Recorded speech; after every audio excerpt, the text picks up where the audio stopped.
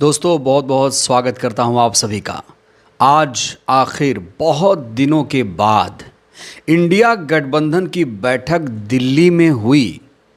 इस बैठक में कौन कौन से दल शामिल हुए, इस बैठक में किन किन मुद्दों पर बात हुई, इस बैठक का खास फोकस किस चीज़ पे रहा, वहीं चंद्रशेखर आज़ाद ने गठबंधन को लेकर, इंडिया गठबंधन को लेकर क्या कुछ कहा है, वो भी दोस्तों मैं आपको दिखाऊंगा। लेकिन इस वीडियो की शुरुआत इस ख़ास तस्वीर से करना चाहता हूं। दोस्तों ये तस्वीर आज की बहुत एक्सक्लूसिव तस्वीर मानी जा रही है। पिक ऑफ द डे इसे कहा जा रहा है। यहाँ आप देख सकते हैं बंगाल की पूर्व सीएम ममता बनर्जी और सोनिया गांधी गले मिल रहे हैं और ये तस्वीर बहुत दिनों के बाद देखने को मिली है। लोग इस तस्वीर को लेकर तरह तरह के कमेंट भी कर रहे हैं। लोग कह रहे हैं कि ममता बनर्जी जी जब मुख्यमंत्री थीं तब उन्होंने इंडिया गठबंधन से इतनी नज़दीकी क्यों नहीं दिखाई। आज वो जब मुख्यमंत्री नहीं हैं तब वो इंडिया गठबंधन को मजबूत करने की बात कर रही हैं, सोनिया गांधी से गले मिल रही हैं। जब वो पावर में थीं तब उन्होंने शक्ति क्यों नहीं दिखाई, इसको लेकर सवाल खड़े हो रहे हैं। तो दोस्तों आज जो दिल्ली में इंडिया गठबंधन की बैठक हुई है उसमें कुल 23 दल शामिल हुए हैं। इस बैठक में Congress party, Shiv Sena, Samajwadi party, JMM, RJD जैसे तमाम दल इस बैठक में शामिल हुए। वहीं इस बैठक की सबसे खास बात यह है कि पहली बार विजय थलपति की पार्टी टीवीके ने इंडिया गठबंधन की बैठक में हिस्सा लिया। कहा जा रहा है टीवीके भी अब इंडिया गठबंधन के साथ आ गई है। लेकिन दो पार्टियां इस बैठक में शामिल नहीं हुई, जिसको लेकर बड़ी ज़्यादा चर्चा है। तमिलनाडु की पार्टी डीएमके ने इस बैठक से दूरी बना ली। केजरीवाल की पार्टी आम आदमी पार्टी ने इस बैठक से दूरी बना ली। इस बैठक में दोनों पार्टियां शामिल नहीं हुईं। इस बैठक की शुरुआत में कांग्रेस के अध्यक्ष मल्लिकार्जुन खड़गे ने महंगाई, परीक्षा पेपर लीक, गैर बीजेपी शासित राज्यों के साथ भेदभाव का मुद्दा भी उठाया। इंडिया गठबंधन की इस बैठक में कहा जा रहा है 5 मुद्दों पर सहमति बन चुकी है और इस बैठक के दौरान एक सुर में सभी दलों ने शिक्षा मंत्री धर्मेंद्र प्रधान के इस्तीफे की डिमांड की। मल्लिकार्जुन खड़गे ने कहा कि नीट सीबीएसई गड़बड़ी पर शिक्षा मंत्री धर्मेंद्र प्रधान को इस्तीफा दे देना चाहिए। शिक्षा मंत्री धर्मेंद्र प्रधान को इस पद पर बैठने का कोई भी नैतिक अधिकार नहीं है, वो सारे नैतिक अधिकार खो चुके हैं, इसलिए धर्मेंद्र प्रधान का अब इस्तीफा हो जाना चाहिए। वहीं एसआईआर में जिस तरीके से करोड़ों वोटर के नाम काटे गए हैं, इसके खिलाफ इंडिया ब्लॉक ने सीजीआई सूर्यकांत को एक लेटर लिखने का फैसला लिया है। अभी तक लेटर नहीं लिखा गया है। कायदे से ये लेटर बहुत पहले लिख देना चाहिए था, लेकिन इस मुद्दे को लेकर अब जाकर सहमति बनी है कि इंडिया ब्लॉक सीजीआई को एक लेटर लिखेगा। और जो एसआईआर की प्रक्रिया है, एसआईआर की प्रक्रिया पर फिर से सवाल खड़े किए गए हैं। वैसे विपक्ष लगातार ये कहता रहा है कि एसआईआर जो है असंवैधानिक है, लेकिन अब तो सुप्रीम कोर्ट ने भी एसआईआर पर मुहर लगा दी। आपको पता ही होगा एसआईआर को अब सुप्रीम कोर्ट ने संवैधानिक भी बता दिया।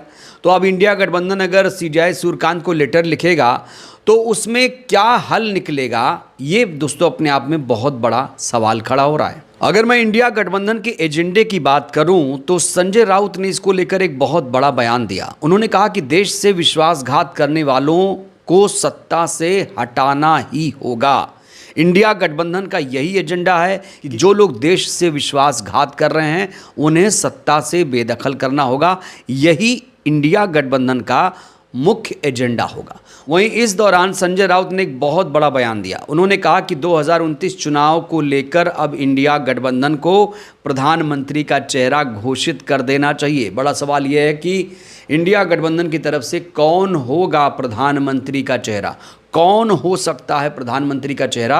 इंडिया गठबंधन में ऐसा कौन सा नेता है जो पीएम का अगर चेहरा बने तो बीजेपी सत्ता से बाहर हो जाएगी। दोस्तों क्या आपको याद है कि इंडिया गठबंधन का फॉर्मेशन कैसे हुआ था?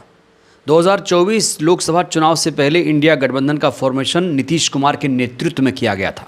वो नीतीश कुमार, वो पलटू राम जो अब बीजेपी के साथ आ गए हैं, जो अब बिहार के मुख्यमंत्री भी नहीं हैं, अब राज्यसभा सांसद बन गए हैं, उन्हीं के नेतृत्व में कहा जा रहा है ये गठबंधन बनाया गया था। इंडिया गठबंधन ने कई मौक़ों पर यह दिखाया कि वो एकजुट नहीं है। देश के कई राज्यों में जब चुनाव हुए तब इन्होंने एकजुटता नहीं दिखाई। पश्चिम बंगाल में चुनाव हुआ तो कांग्रेस और तृणमूल कांग्रेस ने साथ साथ चुनाव नहीं लड़ा। दिल्ली में जब चुनाव हुआ तो आम आदमी पार्टी कांग्रेस पार्टी ने गठबंधन नहीं किया। मध्य प्रदेश में जब विधानसभा का चुनाव हुआ तो समाजवादी पार्टी कांग्रेस पार्टी ने गठबंधन नहीं किया। तो कहने को तो ये इंडिया गठबंधन बनाया गया है, लेकिन ये एकजुट कब होगा, कब ये मजबूत होगा, ये भी बड़ा सवाल है। कई पार्टियां अभी इंडिया गठबंधन में नहीं है। जैसे अगर मैं बीएसपी की बात करूं तो अभी भी बीएसपी इंडिया गठबंधन में शामिल नहीं हुई है। हालांकि बीएसपी चीफ जो बहन जी हैं वो लगातार कहती हैं कि हम किसी से कोई गठबंधन नहीं करेंगे। इस बीच चंद्रशेखर आज़ाद ने इंडिया गठबंधन को लेकर, आगामी चुनाव में गठबंधन को लेकर एक बहुत बड़ा बयान दिया है। चंद्रशेखर आज़ाद ने बड़ा बयान देते हुए कहा है कि हमारे दरवाजे खुले हुए हैं। चंद्रशेखर आज़ाद किससे गठबंधन करेंगे, क्यों गठबंधन करेंगे, इस मुद्दे पर उन्होंने विस्तार से बातचीत की है। तो ये बातचीत आप लोग जरा ध्यान से सुनिएगा। उस तैयारियों के लिए पर्याप्त संगठन निर्माण, भाईचारा कमेटी, सब चीज़ें की गई हैं जिससे कि उस तरह का विनिंग कॉम्बिनेशन बन जाए। और विकल्प गठबंधन का अभी हमने ख़त्म नहीं किया है, क्योंकि हम ये जानते हैं कि कल अगर ऐसी स्थिति पैदा होगी तो कुछ लोग ये कहेंगे वो तो करना नहीं चाहते थे, वो तो ये कहते थे, वो तो कहते थे, इसलिए हमने विकल्प बंद नहीं किया है। किसके लिए खोला है? मैं जानता हूं कि ये बातें भी कल आएंगी, आप देख लेना मेरी बात को। इसलिए हमने विकल्प खोला है कि अगर कोई भाजपा को रोकने में हमारी मदद करना चाहे तो हम उसकी मदद जरूर लेंगे। मतलब इशारा ये है कि एनडीए में तो नहीं जाएंगे आप? नहीं, एनडीए का तो कोई वैचारिक विरोध है ना। हमने दल ही वैचारिकी के आधार पर बना रखा है। जिस अलायंस की बात आप कर रहे हो उसका भी सच जान लो। हरियाणा में वो लाइन सामने सामने लड़ा, बंगाल में वो लाइन सामने सामने लड़ा, मध्य प्रदेश में वो लाइन सामने सामने लड़ा, दिल्ली में वो लाइन सामने सामने लड़ा, केरल में वो लाइन सामने सामने लड़ा, बिहार में वो 13 सीटों पे आमने सामने लड़ा।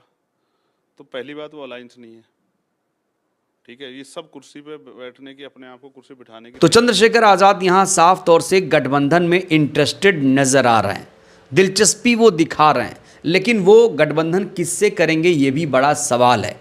आपको बता दें चंद्रशेखर आज़ाद की जो पार्टी है वो इंडिया गठबंधन में शामिल नहीं है। इस वीडियो में चंद्रशेखर ने साफ तौर से कह दिया है कि वो बीजेपी के साथ कभी नहीं जाएंगे, एनडीए के साथ कभी भी नहीं जाएंगे।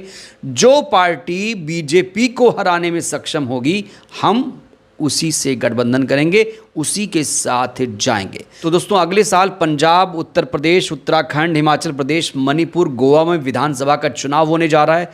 इन सब राज्यों में सबसे ज़्यादा महत्वपूर्ण राज्य है उत्तर प्रदेश। उत्तर प्रदेश में इस समय चंद्रशेखर आज़ाद सत्ता परिवर्तन यात्रा निकाल रहे हैं। उत्तर प्रदेश के अलग अलग जिलों से यात्रा होकर गुजर रही है। बड़ा सवाल, क्या इंडिया गठबंधन में चंद्रशेखर आज़ाद शामिल होंगे? चंद्रशेखर आज़ाद अगर गठबंधन करेंगे तो किस पार्टी से उन्हें करना चाहिए? दोस्तों इंडिया गठबंधन से आपको कितनी उम्मीदें हैं? इंडिया गठबंधन कितना मजबूत है? इन तमाम खबरों को लेकर आपकी क्या राय है? प्रतिक्रिया दीजिएगा। बहुत बहुत धन्यवाद।